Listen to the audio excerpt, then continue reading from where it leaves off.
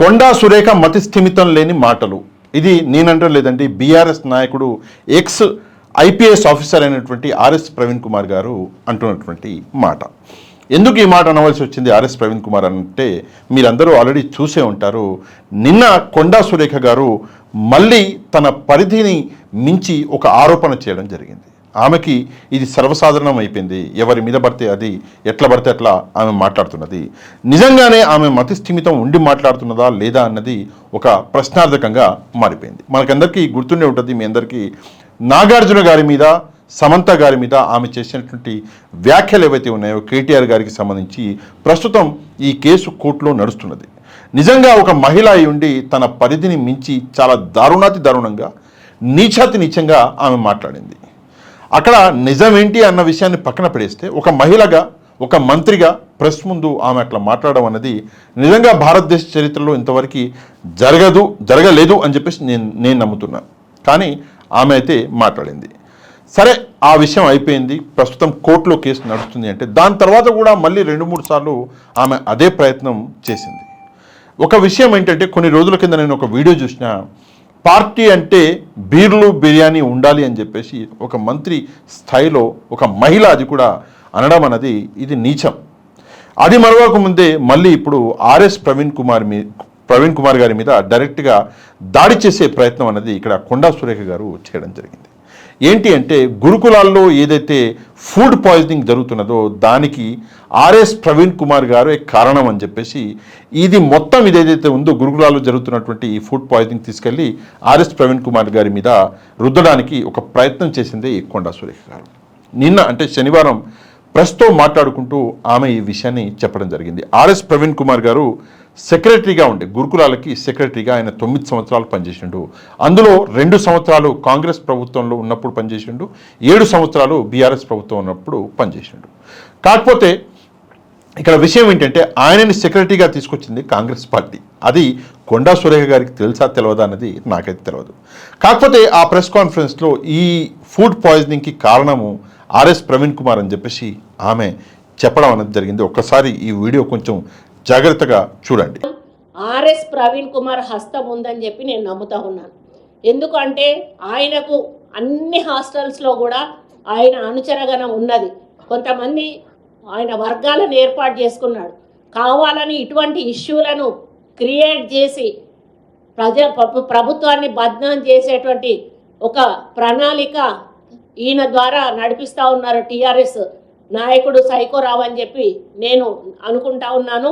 తప్పకుండా వాస్తవాలు అనేటివి బయటికి వస్తాయని చెప్పి ఈ సందర్భంగా నేను తెలియజేస్తా ఉన్నాను. ఈ వీడియోలో ఆర్ఎస్ ప్రవీణ్ కుమార్ గారి వల్లే ఫుడ్ పాయిజనింగ్ జరుగుతున్నది, లేదా food poisoning RS Praveen Kumar గారే చేస్తున్నాడు కావాలని చెప్పేసి అన్నట్టుగా అర్థం వచ్చేటట్టు ఆమె మాట్లాడడం జరిగింది. ఇది నిజంగా ఘోరం. ఎందుకు ఘోరం అంటే, అక్కడ అంటే గురుకులాల్లో ఫుడ్ ఏదైతే ఉందో దాని నాణ్యత అన్నది పడిపోయింది. అందులో ఎట్లాంటి సందేహం లేదు.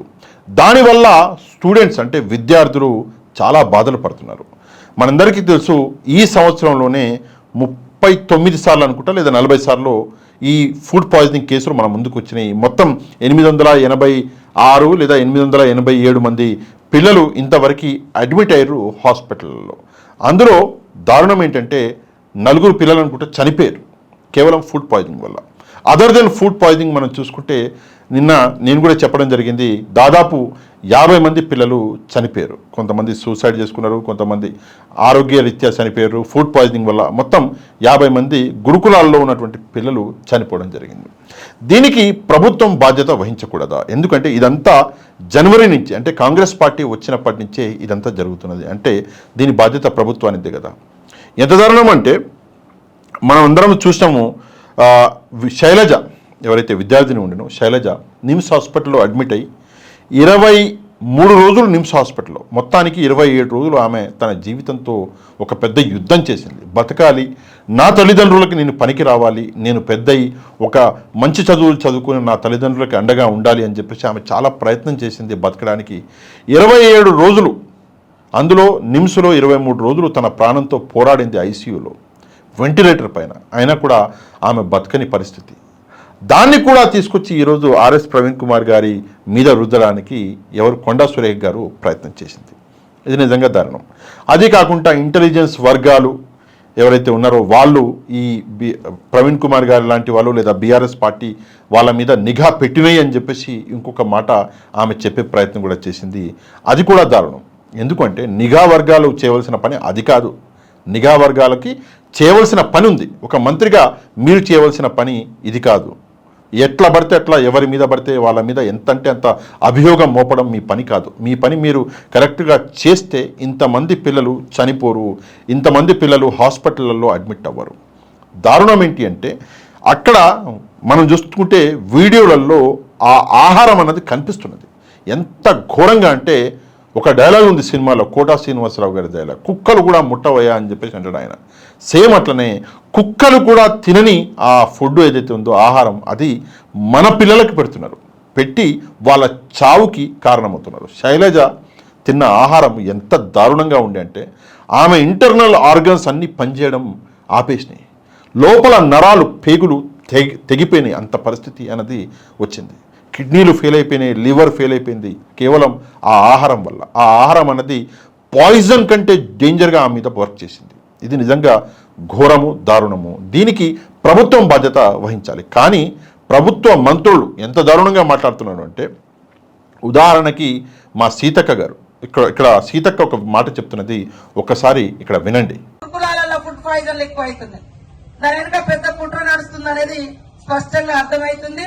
మేము కూడా సీఎం రేవంత్ రెడ్డి గారిని ఒకటే కోరుతున్నాం. అరే ఒక కాడ రెండు కాళ్ళు ఏదో పడ్డదంటే అనుకుంటాం. నిన్న ఒక దగ్గర కిచెన్ సెట్ లా అంటే వంట రూమ్ లో ఎలుకల అది ఉంది, ఎలుకలు ఉంటాయి, దాన్ని అన్నంలో పడ్డట్టుగా చూపించి జనానికి అందరికీ అన్నంలో 3 ఎలుకలు పడ్డాయని చెప్పారు. తప్పుడు సమాచారం, తప్పుడు ప్రచారం. ఈ వీడియోలో సీతక్క వచ్చేసి మాకు అనుమానాలు ఉన్నాయి, ఇది జరుగుతుంది అని చెప్పేసి ఇండైరెక్ట్గా బీఆర్ఎస్ పార్టీ ఏదైతే ఉందో ఆ పార్టీ ఈ పనులు చేపిస్తున్నది అని చెప్పేసి డైరెక్ట్గా చెప్పకుండా ఇండైరెక్ట్గా చెప్పే ప్రయత్నం అన్నది సీతక్క గారు చేసినారు. నేను సీతక్క గారికి ఒకటే విషయం అడగాలి, ఏంటంటే ఇక్కడ ఒక ఫోటో కనిపిస్తున్నది. ఈ ఫోటోని కొంచెం జాగ్రత్తగా మీరు చూస్తే ఈ ఫోటోలో మీకు అందరికీ తెలుసు ఈ వ్యక్తి ఎవరు అన్నది. ఈ వ్యక్తి మనం చూసుకుంటే మీ పార్టీకి చెందినటువంటి నాయకుడు. ఈయన మనందరికీ తెలుసు, రాజగోపాల్ రెడ్డి, కోమటిరెడ్డి రాజగోపాల్ రెడ్డి గారు. ఈయన పర్సనల్గా గురుకుల సిబ్బంది అంటే గురుకులాలకి వెళ్ళి అక్కడ భోజనం అన్నది చూసి ఆ భోజనం అన్నది అధికారులకి స్మెల్ చేపించి, ఇలాంటి భోజనం నువ్వు తింటావా తల్లి, ఎంత గలీజ్గా ఉంది అని చెప్పేసి మీ పార్టీ నాయకుడే అక్కడికి వెళ్ళి మరీ చెక్ చేయడం జరిగింది. భోజనం బాగలేదు అని చెప్పేసి అధికారులను తిట్టడం జరిగింది. మీరేమో సీతక్క గారు, కొండా సురేఖ గారు మీరేమో ప్రతిపక్ష పార్టీ మీదికి నెట్టేసే ప్రయత్నం చేస్తున్నారు. కానీ మీ పార్టీ నాయకుడే మీరు చేసేటటువంటి ఈ పనులు ఏవైతే ఉన్నాయో మీరు నిర్లక్ష్యం వహిస్తున్నారు అని చెప్పేసి మీ పార్టీ నాయకుడే ఇక్కడ రుజువు చేస్తున్నాడు. ఒకళ్ళ మీద ఒకరు వేసుకోవడం కాదండి, ఇది సిగ్గుతోటి తలదించుకునేటువంటి పరిస్థితి. 2 విషయాలు, ఒకటి మహిళా మంత్రులు అయి ఉండి మీరు టీవీ సీరియళ్లలో మాట్లాడినట్టు మాట్లాడడం అనేది నిజంగా దారుణం. ఎప్పుడైనా సరే ఒక మంత్రి పదవిలో ఉన్నప్పుడు ఆధారాలు ఉన్నప్పుడే మాట్లాడాలి, అది కూడా మితంగా మాట్లాడాలి. ఇదే ఒక మంత్రి చేయవలసిన పని. కానీ ఆధారాలు లేకుండా అమితంగా ఇష్టారీతిన ఏది పడితే అది మాట్లాడేయడం, దాని తర్వాత క్షమాపణలు కోరుకోవడం, ఇదా పద్ధతి. ఈరోజు సీతక్క గారు ఒక అడ్వకేట్, ఆమె కూడా ఇంత దారుణంగా వేరే పార్టీ మీద నుకేసే పని చేస్తున్నదంటే ఇక్కడ మరి రాజగోపాల్ రెడ్డి గారికి ఏం సమాధానం చెప్తారు సీతక్క గారు? ఆయన నిరూపించడు మీ ఆహారం బాగలేదు అని చెప్పేసి, మీ పార్టీ అంటే మీ ప్రభుత్వం పెట్టేటటువంటి ఆహారము పిల్లలకి బాగలేదు అని చెప్పేసి రాజగోపాల్ రెడ్డి గారే నిరూపించడు, మీ పార్టీ నాయకుడే. మరి ఆయనకి ఏం సమాధానం చెప్తారు? ఒక్కసారి సమాధానం చెప్పాలి. ఇష్టారీతిన బీఆర్ఎస్ పార్టీ ఉన్నప్పుడు ఆ టైంలో ఫుడ్ పాయిజనింగ్లు జరిగినాయని చెప్పేసి ధర్నాలు చేసి లేని ప్రొపగెండాలు క్రియేట్ చేసి అధికారంలోకి వచ్చారు కాంగ్రెస్ పార్టీ నాయకులు. మీరు ఈరోజు వచ్చి మంత్రులయ్యారు, ముఖ్యమంత్రులయ్యారు, అయి పిల్లల్ని పట్టించుకునే నాదులు లేకుండా పోయిండు. నేను సీతక్క గారికి, కొండా సురేఖ గారికి, డైరెక్ట్గా రేవంత్ రెడ్డి గారికి ఒకటే సవాల్ విసురుతున్నా. ఇదే భోజనం మీకు అసెంబ్లీలో పెడితే తింటారా? అసెంబ్లీ క్యాంటీన్లో మీకు మాత్రం పరమాన్నాలు వండుతారు, అక్కడ దర్జాగా మీరు కూర్చొని తింటారు. కానీ మా పిల్లలు అంటే ప్రభుత్వ డబ్బుతోటి మీరు మాత్రం పరమాణాలు తినాలి అసెంబ్లీలో, కానీ ప్రభుత్వ డబ్బుతోటి మా పిల్లలు, పేద పిల్లలు మాత్రం విషం తిని చావాలా? ఇదే విషం మీకు పెడితే అసెంబ్లీలో తింటారా? ఒక్కసారి అధికారులు, మంత్రులు, ముఖ్యంగా ఈ మహిళా మంత్రులు, ముఖ్యమంత్రి రేవంత్ రెడ్డి గారు ఆలోచించుకోవాలి. ఈ విషయం మీద చాలా సీరియస్గా యాక్షన్ తీసుకోవాలి. ఏదైనా సరే ఇట్లాంటి ఇన్సిడెంట్స్ జరిగితే ముందుగా డిస్ట్రిక్ట్ ఎడ్యుకేషన్ ఆఫీసర్ని డిస్మిస్ చేయాలి, సస్పెండ్ చేయడం కాదు. సస్పెండ్ అంటే ఈరోజు సస్పెండ్ చేసి రేపు పొద్దున మళ్ళీ వేరే చోట ఆయనకి అపాయింట్మెంట్ ఇచ్చేస్తున్నారు. ఇది సిగ్గుచెడు. డిస్ట్రిక్ట్ ఎడ్యుకేషన్ ఆఫీసర్ని ముందు సస్పెండ్ చేయాలి.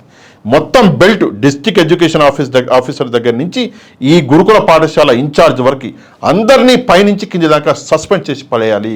కలెక్టర్ గారికి కూడా మెమోస్ ఇవ్వాలి. అప్పుడు ఈ విద్యా వ్యవస్థ అనేది మారుతుంది. అప్పుడు ఈ ఫుడ్ పాయిజనింగ్ కేసులు మారుతాయి. చిన్నపిల్లలు, పేద పిల్లలు, పేద తల్లిదండ్రులు అంటే ఇంత చిన్నచూపు ప్రభుత్వానికి ఉండకూడదు. ప్రభుత్వం ఈ విషయం మీద చాలా సీరియస్గా యాక్షన్ తీసుకోవాలని కోరుతున్నా. ఈ వీడియోని వైరల్ చేసే బాధ్యత మీ చేతుల్లోనే పెడుతున్నా. తప్పకుండా వీడియో కింద ఉన్నటువంటి లైక్ బటన్ ప్రెస్ చేసి ఈ వీడియో యొక్క లింక్ని మీకు తెలిసిన వాళ్ళందరికీ వాట్సాప్ ద్వారా పంపించండి. ఎవరైతే మన ఛానల్ని సబ్స్క్రైబ్ చేసుకోలేదో తప్పకుండా మన ఛానల్ని సబ్స్క్రైబ్ చేసుకుని వెళ్ళండి. నెక్స్ట్ వీడియోలో మళ్ళీ కలుద్దాం. అంతవరకు థ్యాంక్ యూ వెరీ మచ్. జై హింద్.